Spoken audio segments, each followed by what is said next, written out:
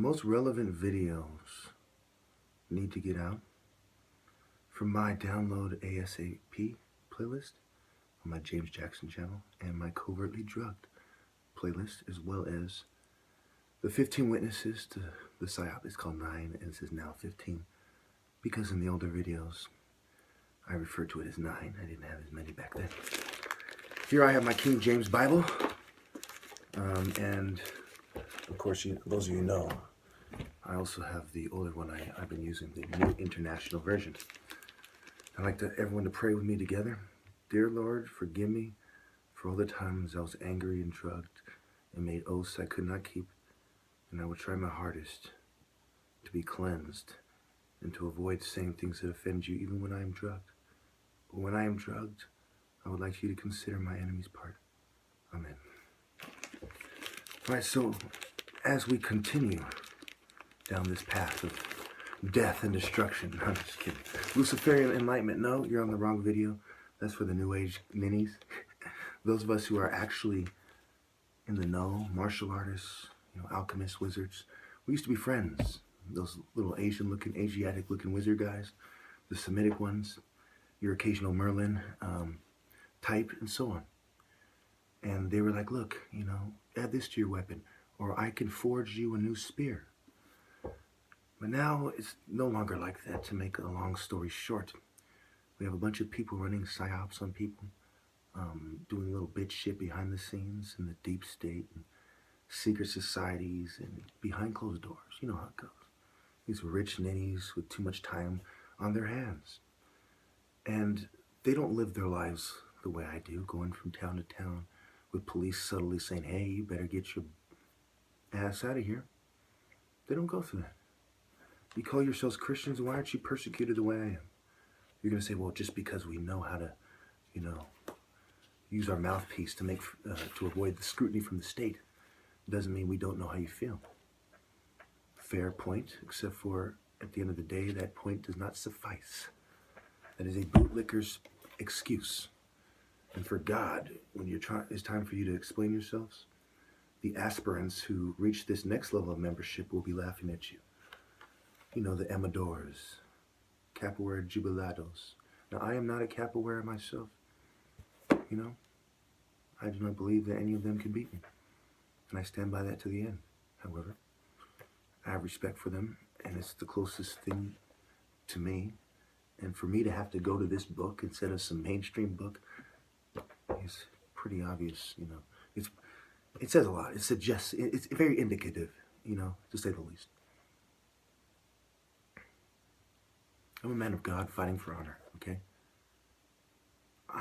To get it through Big Brother's head, I bought like, 6 copies altogether? I gave one to my parents, one to my brothers. That's over $100 right there, $120, a little less than that. The book that's hard to find, it's like an heirloom type of book. And my brothers, one's in Frisco, one's in Oakland, and my parents right here, so it's, and of course that makes it so I'm well rooted in the community. Every community you can think of has real niggas who know that I'm the top martial artist, and their networks know that no one can beat me. And many of them have offered to come forward and say that no one can beat me the way I've described, and I'm the fastest there ever was. But they say bitch shit like you need to take your videos down or take your medicine or consider a different perspective, as if I didn't go to college and do my own independent research with over 10,000 valid sources that aren't from my university papers. We were doing like a paper every fucking week in some classes, right? Presentations, right? Presenting my views. And everyone agreed that I was a very powerful and effective public speaker, as I'm sure you can tell. Remember that martial artist when he was drunk, trying to express his views? Compare that to mine, right? He's an intelligent guy. He reached brown belt, and many years after, he kept refining his technique, probably getting in brawls, right?